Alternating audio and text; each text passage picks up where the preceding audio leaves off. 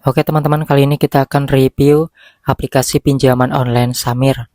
Apakah tahun 2025 masih ada di lapangannya yang turun atau enggak? Di sini juga kita akan melihat seperti apa tenor pinjaman yang tersedia di aplikasi ini, kemudian juga dari bunganya.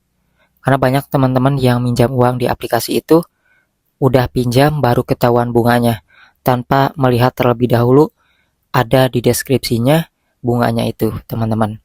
Oke, jadi untuk aplikasi pinjaman online Samir sendiri ini masih resmi OJK. Hal tersebut dapat kita lihat di website resmi OJK dan namanya masih terdaftar. Artinya aplikasi ini masih resmi. Produk pinjaman yang tersedia di aplikasi ini bisa kita lihat ya. Dan durasi minimal maksimal tenornya ada.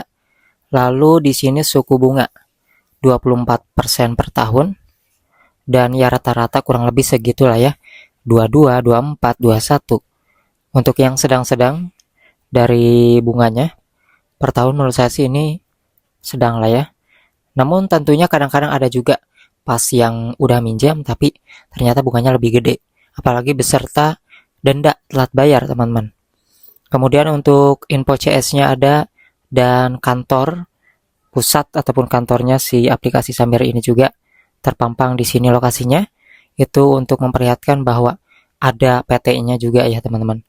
Nah, untuk aplikasi Samir sendiri di sini, kalau teman-teman lihat, sudah di-download sekitar 5 juta pengguna. Kemudian kita bicara lagi mengenai Galbay. Galbay ini sebenarnya bakalan didatangi DC-nya atau enggak sih? Jawabannya ada dua ya.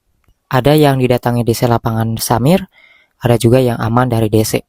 Hanya sekedar ditagih lewat pesan WA aja, sekedar diperingatkan. Nah, DC-nya kasar atau enggak? Ya tergantung ya teman-teman ya. Ada yang kasar, ada yang barbar, ada juga yang baik-baik aja. Ya karena kalau misalnya kita telah 1 hari 2 hari aja, kadang-kadang ada juga tuh yang risih ribet banget, sampai neror, sampai kayak berkata-kata kasar, padahal baru 1 hari. Nah, untuk aplikasi ini sendiri intinya sudah resmi ya teman-teman ya. Dan untuk limit maksimalnya ini tertinggi 30 jutaan, yang lumayan berani dari aplikasi ini.